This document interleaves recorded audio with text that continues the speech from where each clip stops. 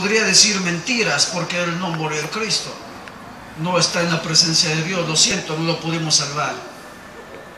Tengo que ser sincero, aunque seamos judíos, si no recibimos a Cristo, nadie viene al Padre, dice Yeshua, si no es por mí. Nadie puede venir a Cristo, aunque tengamos la bandera de Israel, aunque seamos pueblo elegido, se lo tendrá que decir así, porque hay muchas personas que nos consideran que no vamos a ir, que no vamos a ir al infierno. Eso no es una realidad. Por cuanto todos pecaron, judíos y gentiles, ahora por medio del nuevo pacto, Yeshua HaMashiach, Cristo, nadie, ni el mejor rabino, viene al Padre si no es por Cristo. Y le tengo que decir la verdad. No entra ningún judío al cielo sin antes ser justificado por Cristo. Aunque dicen, es que es la nación santa. No estoy en contra de mi pueblo. Amo a mi nación. Pero territorialmente hablando, en el grado espiritual, tenemos a un Mesías. Cristo es el mediador entre los hombres. Y nadie viene al Padre si no es por mí, así dijo el Mesías. Entonces tengo que decir la verdad, porque por la verdad murió Cristo. Yo también quiero morir por la verdad. Si alguien en esos momentos me están apuntando con un arma, gloria a Dios. Estoy acostumbrado a las ráfagas de fuego.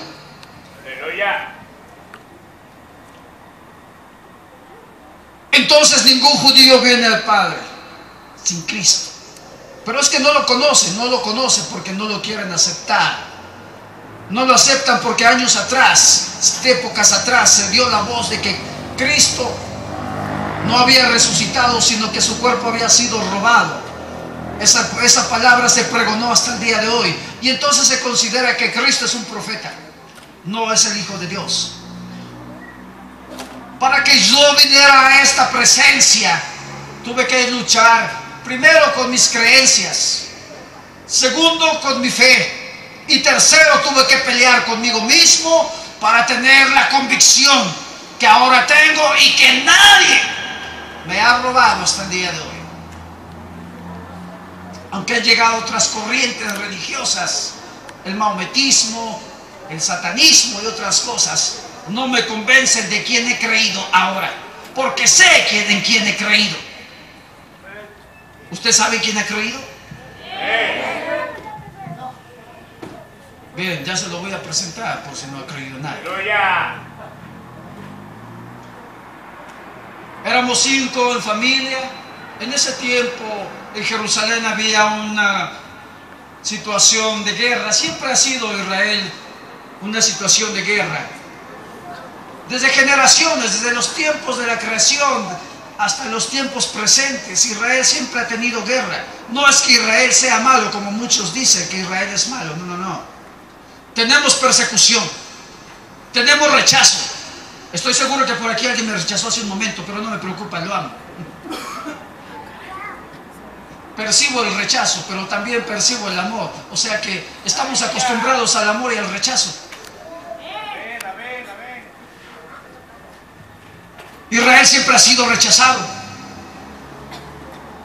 pero nadie ha entendido por qué rechaza a Israel. Primero, porque él recibió la promesa del Eterno. Segundo, porque somos el pueblo escogido de Dios, nación santa. Tercero, porque somos la potencia, tanto en armamento como en fe, de una manera naturalmente poderosa. Cuarto, porque representamos el reinado y el sacerdocio de Hashem aquí en la tierra. 5, porque a Dios le plació hacernos a su semejanza. Y 6, porque Él tenía un propósito para que por medio de Israel los gentiles se convirtieran.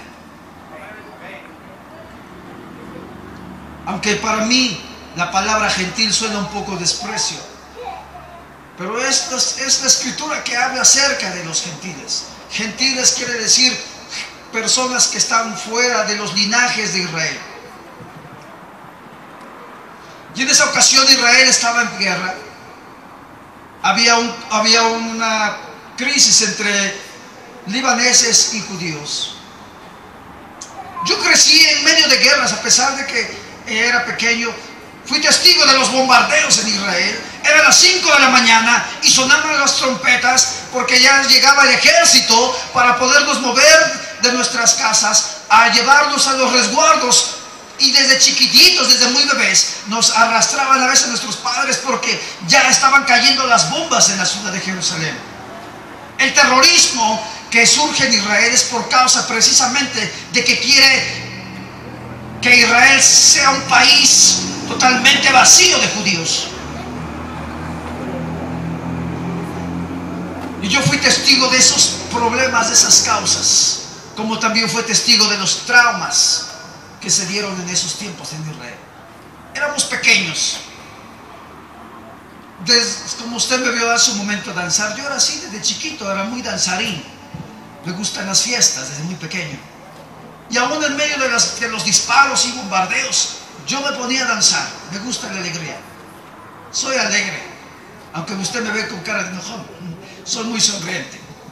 Más ahora soy como un niño en Cristo. Amén. La situación empieza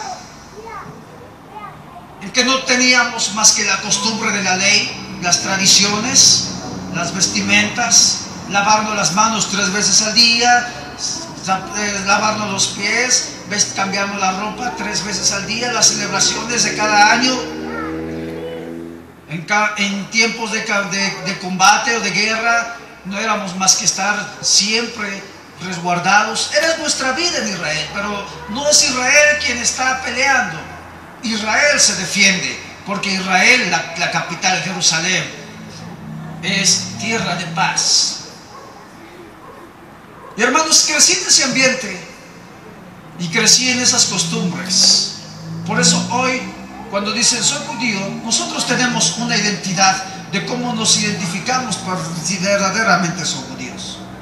Tenemos una clave muy personal para saber si son verdaderamente judíos. Porque no todos los que descienden de Israel son judíos. La palabra judío o judaizante significa que es la persona que practica la Torah. La Torah es la Biblia, 5 libros del Pentateuco. ¿Quién sabe qué significa el Pentateuco? 5 libros de la ley, los principales. De ahí practicamos todas las costumbres y leyes a partir del Pentateuco. Y desde pequeños tenemos enseñanzas, instrucciones de guardar la ley. Desde muy pequeños somos nazareatos. La palabra nazareato quiere decir consagrado, nos consagran.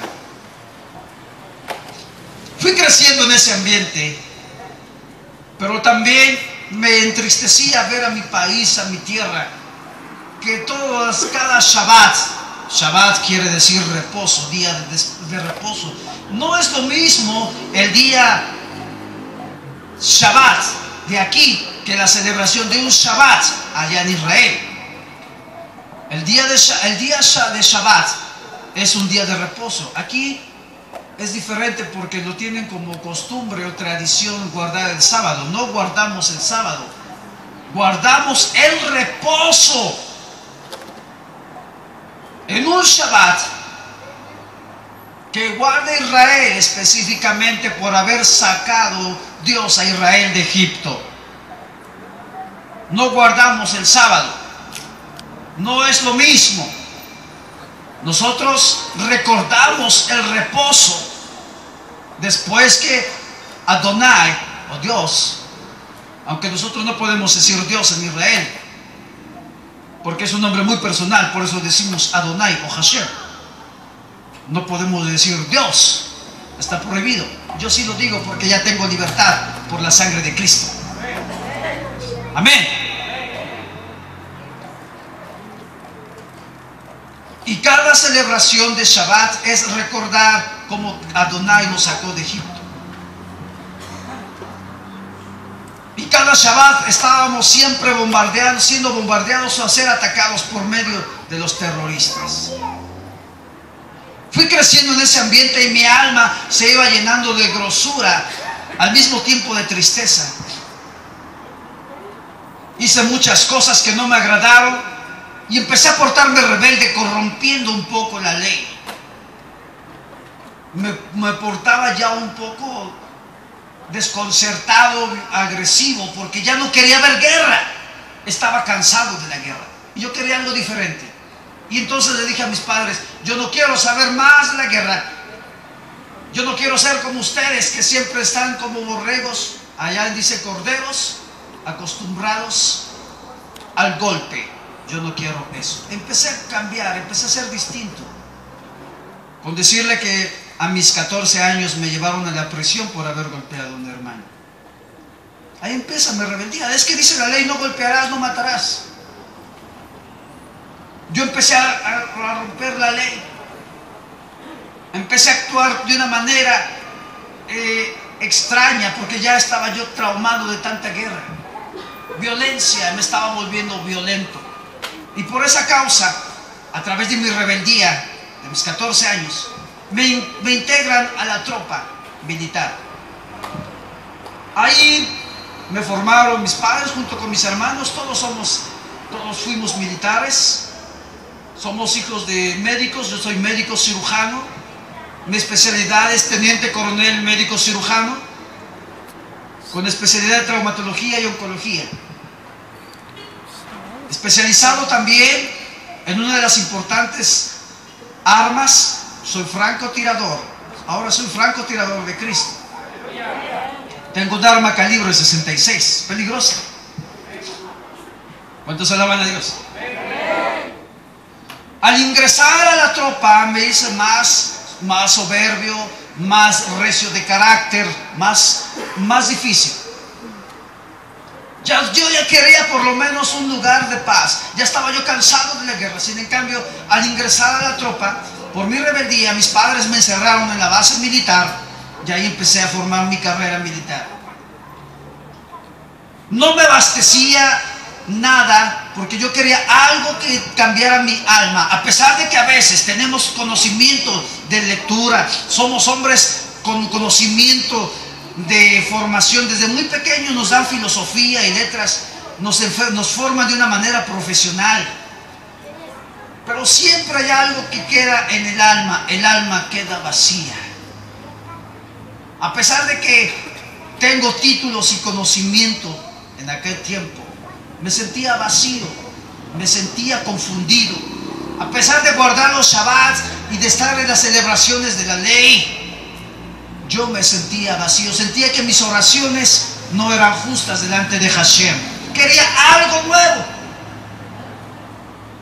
Mis hermanos de igual manera se ingresaron a la tropa militar. Mis hermanos también, junto conmigo. Desde muy pequeñitos, a los 3 años ya nos enseñan la interpretación de la Torah. Como también desde muy pequeños, a los 3 años, sabemos utilizar un arma.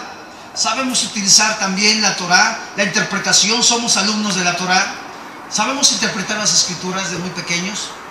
Nos enseñan también muchas áreas donde tenemos que, al salir a otro país, podemos hacer muchas cosas.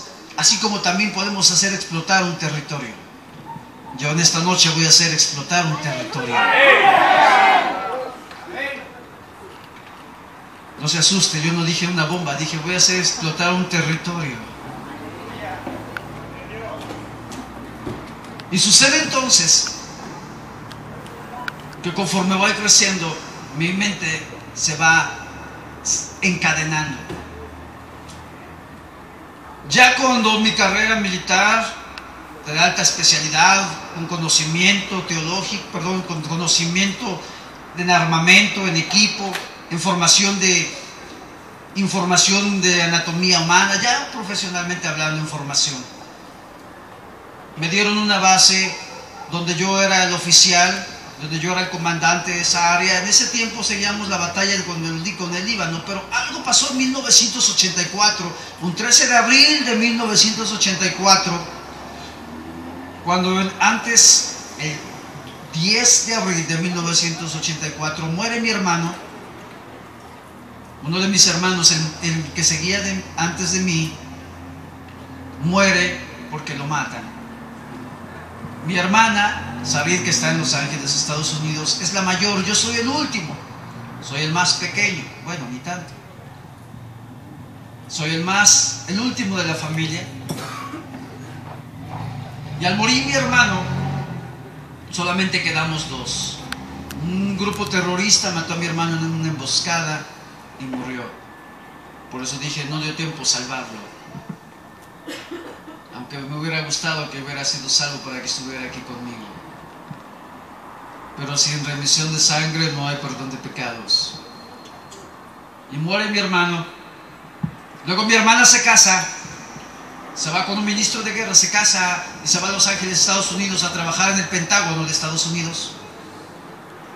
Allá está el ministro de guerra, es un instructor de armamento nuclear allá en Estados Unidos. Allá está en el Pentágono trabajando y me deja solo con mis padres. A mí me dan el cargo de oficial en los destacamentos de Líbano, donde tenemos un conflicto bélico. Pero en esa fecha de 1984, en ese año, llega un hombre con un grupo de cristianos. Nosotros no tolerábamos a los cristianos. Cuando llega un cristiano a Israel, solamente se le saluda, pero no le podemos hablar. Tenemos prohibido hablar con ellos. No queremos hablar de ellos. No queremos platicar con ellos. ¿Por qué? Porque sabemos que para nosotros es una locura de lo que quieren hablar ellos. Sin en cambio, los planes de Dios son otros. Cuando llega este grupo de visitantes cristianos a Jerusalén, en esa fecha estaba cayendo nieve, llega este hermano junto con sus acompañantes y llegan a visitar a Israel, y a mí me dan la orden de resguardarlos territorialmente por los conflictos que había. Yo era sus escoltas, junto con mi tropa escoltábamos a estos visitantes. Y cuando ellos empezaron a decir que iban a quedarse unos días, me dieron la orden, el general me dio la orden que yo tenía que resguardarlos. Pero yo no quería saber nada de los cristianos. Sucede entonces que ellos se quedaron ahí, visitando Israel, visitando los lugares. Lo que no se imaginaron es que viene lo siguiente. Dejé a algunos hombres, algunos militares a cargo de ellos y yo me aparté. Yo seguí con otras labores. Ya habían pasado 10 días cuando mis padres reciben una invitación. Y esa invitación es que tienen que llegar a una carpa como esta en el estadio de fútbol de allá de Jerusalén, Israel. Había mucha gente, había mucho ruido, shofares. Allá se tocan violines, címbalos, tambores. Había una fiesta. Yo sí sabía qué es lo que estaba pasando porque a mí me tocó dar el resguardo a estas personas. Pero no todos sabían lo que estaba sucediendo. De repente me entero que mis padres son los primeros en llegar a esa carpa. Este hombre estaba dando un mensaje. Yeshua HaMashiach, el Mesías, vino a salvar a los judíos de toda condenación. Cuando escuchan mis padres ese mensaje, ellos son los primeros en dar el paso al frente y recibir al Mesías como su Salvador. Cuando ellos lo reciben, ellos se sienten totalmente alegres. Invitaron a este varón a nuestra casa, a nuestra kibú, a tomar té. Hicieron amistad. Nosotros por ley somos celosos de que mientras no sea de la familia, no tenga el apellido de nuestro linaje, no podemos convivir con él. Y teníamos celos de que esa persona había llevado a nuestros padres. Perdón, nuestros padres se hubieran llevado a esa persona a nuestra casa. Yo siempre andaba armado, sin exagerar. Creo que algo muy sencillo: 5 armas en cada parte de mi cuerpo, una que otra granada expansiva, uno que otro cuchillo especial. Estaba muy armado. Cuando llegué a mi casa estaba este hombre platicando con él, tomando té. Y siempre el celo del hijo: ¿qué hace este hombre aquí en nuestra casa?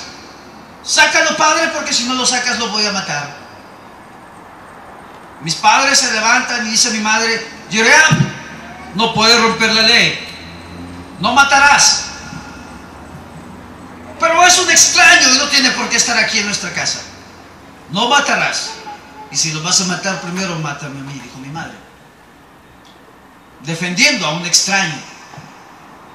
Y entonces lo que hice fue aplacarme, sujetarme.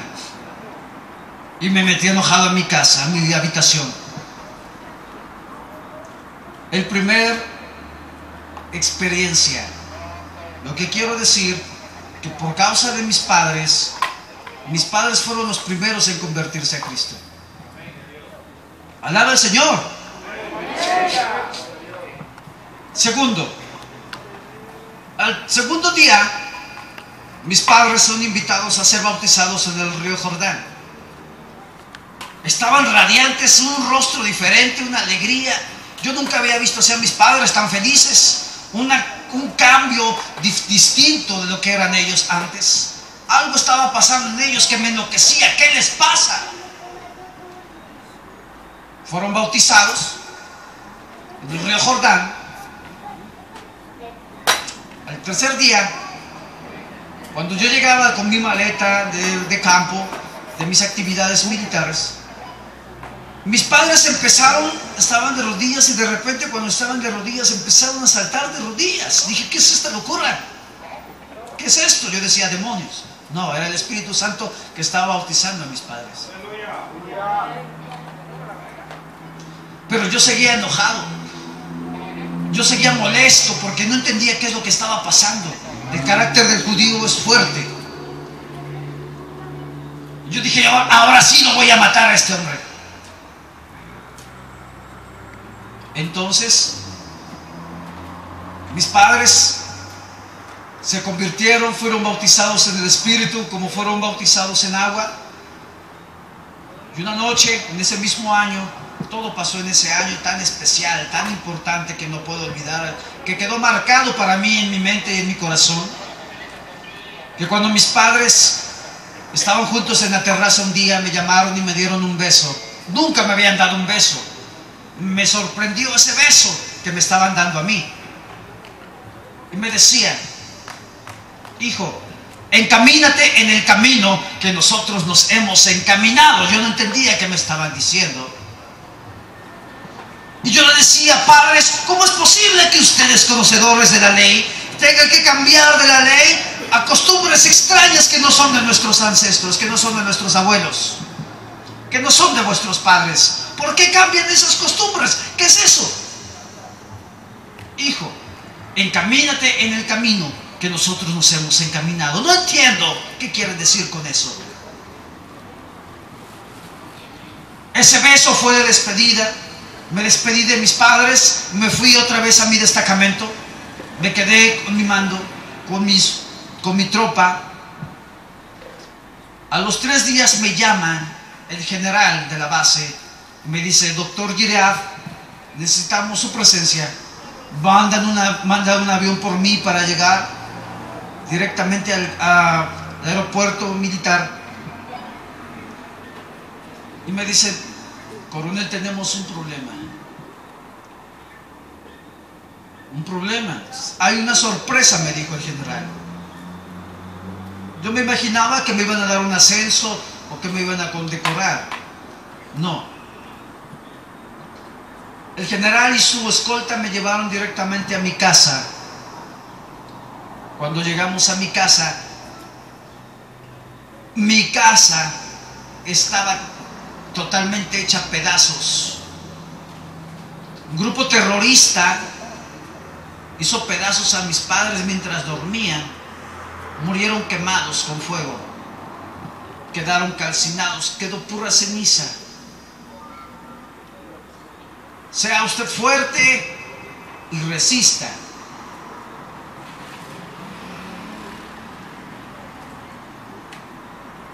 Yo no podía resistir el dolor.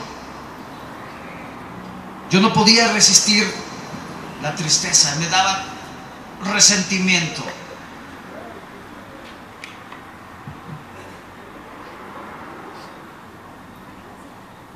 Cuando eso sucedió,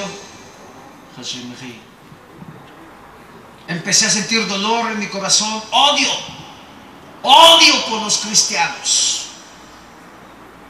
En esos momentos se me reflejaba la cara de ese hombre que había estado en mi casa y dije: por tu culpa mis padres murieron, te mataré. Tus caminos no son mis caminos, tus pensamientos no son mis pensamientos. Así dice Hashem. Y me preparé 3 días con mi arma francotirador. Yo soy francotirador. Ahora, como dije, soy francotirador en Cristo. Le doy duro en la cabeza al diablo. ¿Cuántos alaban a Dios? Cuando empecé a entrenar, a practicar para matar a ese hombre, yo lo perseguía. Iba con su grupo y yo con mi arma y mi arma de tiro de alcance lo trataba de persuadir para matarlo. Sin en cambio, cada vez que la mira telescópica estaba en su frente, mis manos temblaban, sudaba frío, miraba sus ojos, y cada vez que estaba a punto de jalar el gatillo, empezaba a temblar, y solamente con ver su mirada empezaba a tener frío y no lo podía matar. Cuando un francotirador falla el tiro, no logra su propósito, da el tiro al aire, significa que ha fallado su misión. Segunda ocasión, desde el pináculo del templo, en la altura de prácticamente de 9 metros de altura, a la altura donde estaba él, en un giro de 4.5 de grados de alcance, yo lo tenía de frente, ya cerquita de mí, para que la bala atravesara su frente. Sin en cambio, otra vez empecé a temblar, a sudar frío. Dije: ¿qué pasa? ¿Por qué no lo puedo matar? Empecé a ponerme nervioso y volví a fallar por tercera vez, por segunda vez. Y la tercera, definitivamente me rendí, no lo pude matar. Cuando mis padres fueron de hacer una celebración fúnebre, porque ya eran puras cenizas, sus cenizas fueron lanzados al mar, porque ya no tenían cuerpo físico, todo era cenizas. Lanzamos sus cenizas al mar y yo me encerré en mi casa, estuve llorando, no comprendía qué estaba pasando, por qué me estaba pasando esas cosas a mí. Desde que llegó ese hombre, decía yo, todo empezó a ser una locura. ¿Qué está pasando? ¿Por qué me pasa esto a mí? ¿Por qué mis padres ya no están? ¿Por qué mi hermano ya no está? ¿Por qué yo estoy en esta condición? No entiendo, Hashem. Y empecé a beber jugo de vino, o vino de uva, que no es alcohol. Muchos confunden que es alcohol. No, es un vino fermentado, pero marea mucho. El vino fermentado de uva no tiene nada de alcohol. Es un error que digan que el judío se emborracha. No se emborracha, se duerme nada más, porque las bioflavonas o bioflavonoides que tiene el vino no tienen nada que ver con el alcohol. Simplemente los bioflavonoides son unos elementos que aturden o adormecen a las personas.